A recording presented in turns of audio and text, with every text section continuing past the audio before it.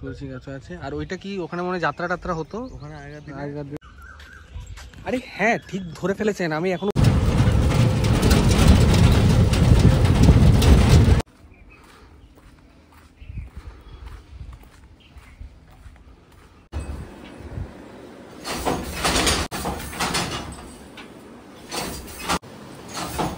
কতদিন টাইম লাগে তৈরি হতে এক একটা?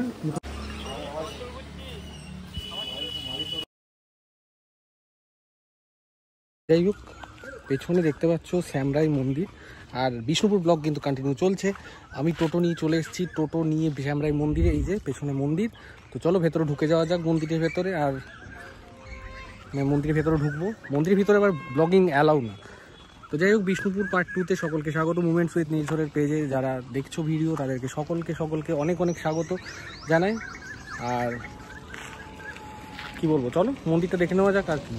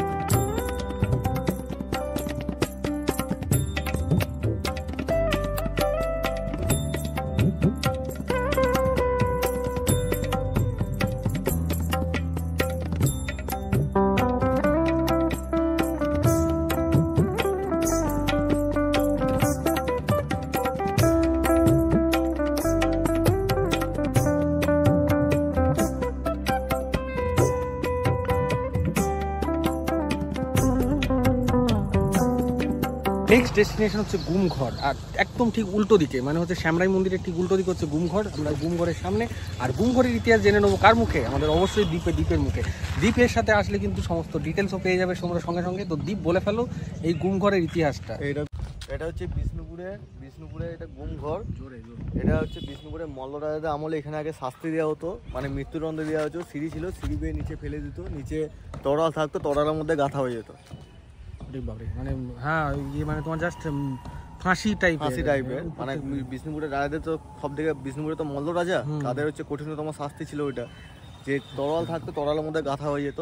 দিয়ে এখানে সিঁড়ি ছিল, সিঁড়িটা খুলে দিয়েছে গভর্নমেন্ট থেকে, কারণ ভিতরে প্রচুর ছেলে মেয়ে সুসাইড করে নিয়েছিল বলে জাস্ট সিঁড়িটা গভর্নমেন্ট থেকে খুলে নিয়েছে। মানে ভাবতে পারছেন কি ডেঞ্জারাস জিনিস এটা। মানুষের বহুত প্রাচীনতম মানুষের হাড় কঙ্কাল এখানে ভিতরে এখনো পাওয়া যাবে। বাট এটা ভাঙা হচ্ছে না কেন? এটা জাস্ট মানে জাস্ট অ্যাজ এ হেরিটেজ রেখে দেওয়া হয়েছে। তো চলো নেক্সট ডেস্টিনেশনে যাওয়া যাক এবারে।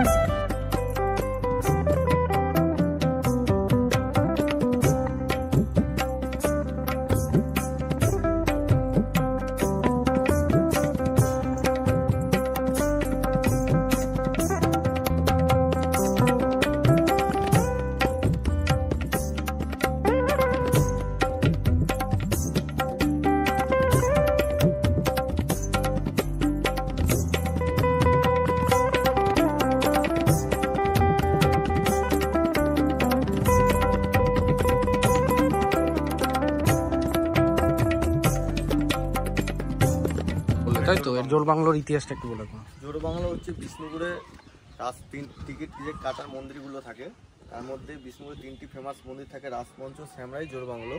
তার মধ্যে এটি একটি বিষ্ণুপুরে একটি ফেমাস মন্দির, জোড়বাংলা টেম্পল। জাস্ট বিষ্ণুপুরে গোটা অল ইন্ডিয়ায় এই মন্দিরের নাম মানে প্রসিদ্ধ।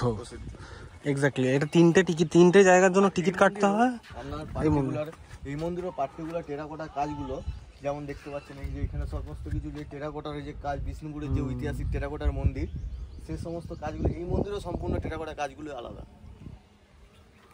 খুব সুন্দর কাজ, মানে অন্য অন্য মন্দিরের তুলনায় আপনার রাসমঞ্চ, শ্যামরাই, জোড়বাংলো এই মন্দিরের টেরাকোটা কাজগুলো পার্টিকুলার কিন্তু আলাদা, ডিফারেন্ট, মানে এক একটা মন্দিরে এক এক রকমের। এই মন্দিরে মনে হচ্ছে কিছু আছে একটা, চলো দেখে দেখুন।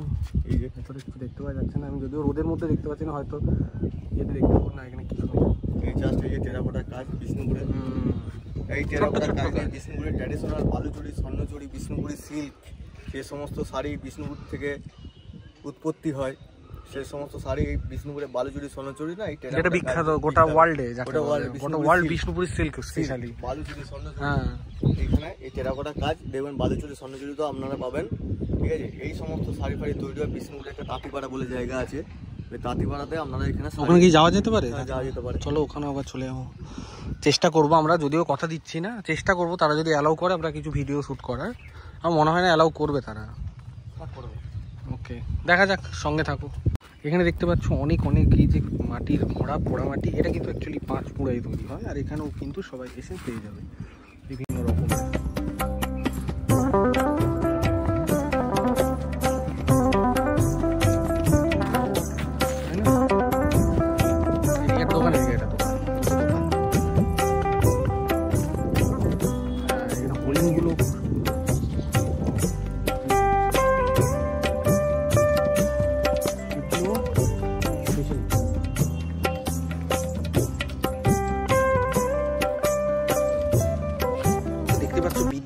অবস্থা হয়ে গেছে গরমের মধ্যে, কারণ গরম প্রচন্ড, কিন্তু গরমে কেউ আসবে না, চেষ্টা করবে নভেম্বর ডিসেম্বর এই টাইমটা হচ্ছে বেস্ট টাইম, বা পুজোর সময় চাইলে কিন্তু ঘুরে আসতে পারে। আর এটা কি নাম? এটা হচ্ছে রাধেশ্যাম মন্দির। রাধেশ্যাম মন্দির মানে বিষ্ণুপুরে এখানে রাধেশ্যাম মূর্তি আছে, দেখুন এই যে এখানে রাধেশ্যাম মূর্তি আছে। হ্যাঁ, ওটা এখানে নিত্য পুজো হয়। আচ্ছা, এখানে নিত্য পুজো হয়। এটা হচ্ছে বিষ্ণুপুরে রাধেশ্যাম মন্দির।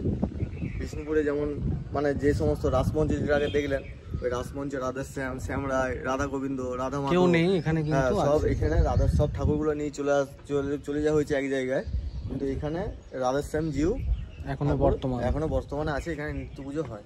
ওকে, চলো নিত্য পুজোর ওখানে একবার উঠবো, দেখবো অবশ্যই। একদম ঠিক জোড়বাংলোর পাশে এই মন্দিরটা, চলো ভেতরে দেখা যাক। আর একটা অদ্ভুত রকমের জিনিস দেখিয়ে দিও, তুলসী মঞ্চ যে এত বড় হতে পারে, এটা আনবিলিভেবল। তো চলো তুলসী মঞ্চটা দিয়ে শুরু করছি। এটা তুলসী মঞ্চ, কত বড় বাবা! ও ভেতরে তুলসী গাছও আছে, আর ওইটা কি ওখানে মনে যাত্রা টাত্রা হতো? ওখানে আগেকার দিনে রানীর মারা ওখানে নাচানাচি করতেন, বা যাত্রা ফাত্রা হতো কিছু। হ্যাঁ, আর এটা রন্ধন না কি তোপ কক্ষ, আচ্ছা ভোগ কক্ষ, সরি, এখানে রান্না বান্না হতো। এটা কত পুরনো, কিন্তু এখনো অবধি সেইভাবে মানে ভগ্ন প্রায়, বাট এখনো কিন্তু ইয়ে আছে। আর এখানে চলো মন্দিরটাকে দেখিয়ে দিই, তারপরে জগন্নাথ দেব, সুভদ্রা, বলরাম, রাধাকৃষ্ণ সমস্ত কিন্তু এখানে দেখতে পেয়ে গেছি আমি, তো তাদেরকে দর্শন করিয়ে দিই।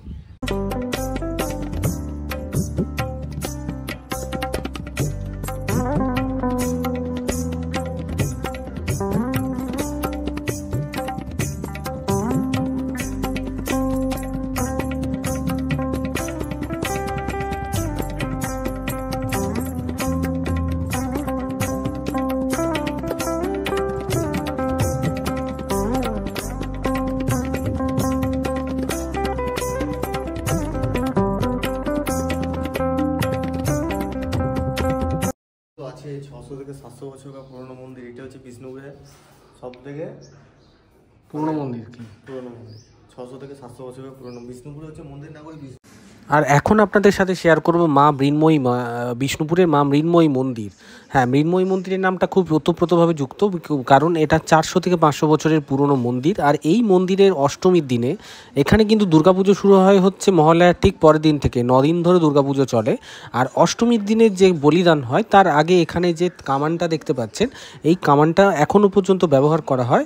তো ওখানে তোপ দেগে তারপরেই কিন্তু মায়ের সন্ধি পুজো অর্থাৎ বলিদান এই জিনিসগুলো হয়।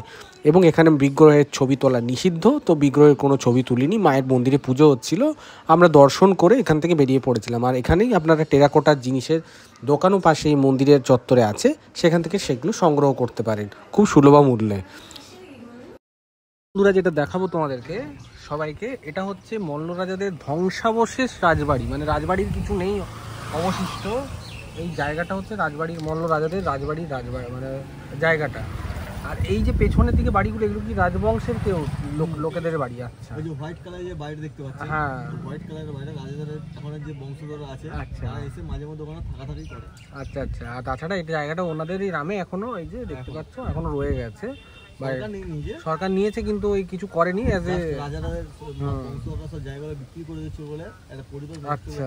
পরিবেশ নষ্টের কারণে এগুলো নিয়ে নিয়েছে সরকার থেকে, মানে যাতে হেরিটেজ হিসেবে জায়গাটা দর্শনীয় স্থান হিসেবে রেখে দিয়েছে, যদিও দর্শনীয় মতো কিছু নেই। তো চলো নেক্সট জায়গা যাওয়া যায়। নেক্সট এই যে ডেস্টিনেশন রাধাজিউ মন্দির, এখানে কাজ চলার কারণে মন্দিরটা বন্ধ, তো এই মুহূর্তে আমি দেখাতে পারলাম না। চেষ্টা করবো নেক্সট বার যখন আসবো তখন এটাকে তুলে ধরার, যদি কাজ সম্পূর্ণ হয়। বিষ্ণুপুরে হচ্ছে মেন গেট, পাথর দরজা যেটাকে বলে, এটা হচ্ছে বিষ্ণুপুরের মল্ল রাজা বিষ্ণুপুরের, এটা তো পুরো রাজদরবার। এই রাজদরবারে ঢোকার হচ্ছে বিষ্ণুপুরের মেন প্রবেশ পথ ছিল এটা, বিষ্ণুপুরের মল্ল যাতে। আর এটা দেখুন একটা নদীর মতো ক্যামেরা, এটা একটা নদীর মতো একটা আছে এখানে হচ্ছে, ওটা হচ্ছে বিষ্ণুপুরের ছোটো গেটটা দেখান, ওটা হচ্ছে বিষ্ণুপুর ছোটো গেট ছিল, এইটা একটা নদীর মতো ছিল, এটা আপনি জয়পুর ফরেস্ট চলে গেছে। এখানে একটা ব্রিজ ছিল, এখানে সৈন্যরা দাঁড়িয়ে থাকতো বন্দুক নিয়ে, এখানে যখন বন্দুক নিয়ে না তরোয়াল নিয়ে, হ্যাঁ তরোয়াল বা বন্দুক নিয়েও দাঁড়িয়ে থাকতো। তখন এখানে রাজা আমলে যদি কোনো শত্রু আক্রমণ করতে, একটা ব্রিজ ছিল, ব্রিজটা দুভাগ হয়ে যেত। এই জায়গাটা দেখান। আর অষ্টমী খেলা সন্ধিপুজোর সময় যে কামানটা দেখা হয়, ওই যে ওখানটা দেখতে পাচ্ছি পরের ছবিটা, ওইখানে কামানটি দেখা, সেটা ওই উঁচু পাহাড়ে অষ্টমীর দেখালাম যে কামানটা, ওই মায়ের মন্দিরে ওই কামানগুলো জায়গাটা পরিষ্কার করে এখানের থেকে কামানটা দাগা হয়, আর তারপরে মায়ের বলিদান হয়। এটা হচ্ছে সেই গেটটা। এটা হচ্ছে আগে যাতায়াত করা যেত, আমি নিজেও করেছি বহুবার, বাট এখন রাস্তাটা বন্ধ করে পাশে একটা জায়গাটা কেটে একটা হেরিটেজ সংরক্ষণ করার জন্য যেহেতু জায়গাটা শুধুমাত্র সাইকেল যাতায়াত করতে পারবে। আর এই যে পরীক্ষা সব শুকিয়ে গেছে সময় কালে কালে। এই হচ্ছে এই জায়গাটার ঐতিহ্য, পাথরের হ্রদ বিষ্ণুপুরের আরেকটা ঐতিহ্য, পাথরের হ্রদ।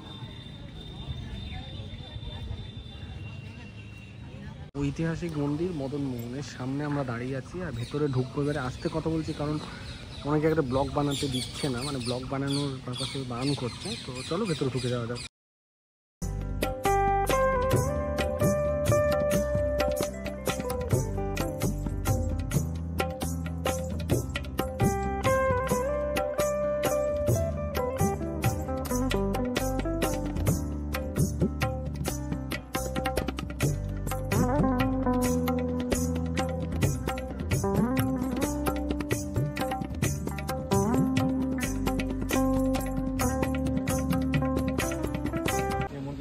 কাজগুলো দেখুন, এটাও সম্পূর্ণ একটু আলাদা টাইপের।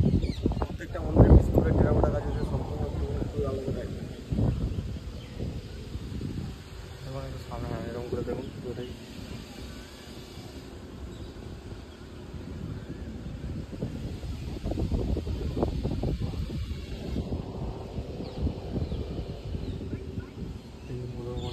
বিষ্ণুপুরের ইতিহাস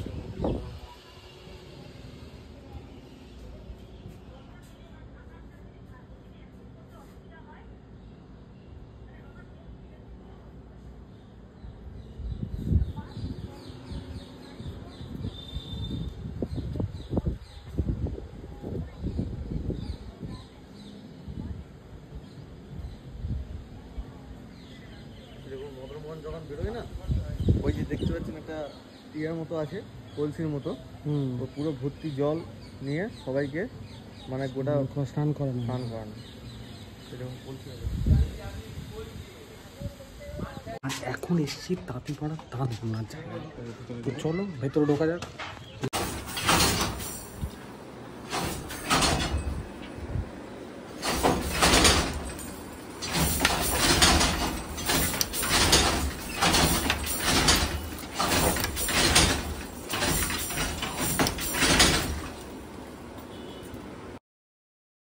আর সত্যি কথা বলতে এই তাঁত বোনাটা ছিল আমার জন্য একদম ফার্স্ট টাইম এক্সপিরিয়েন্স। এবং তাঁতিপাড়া বলে একটা পাড়া আছে যেখানে এই তাঁতগুলো বোনা হয়।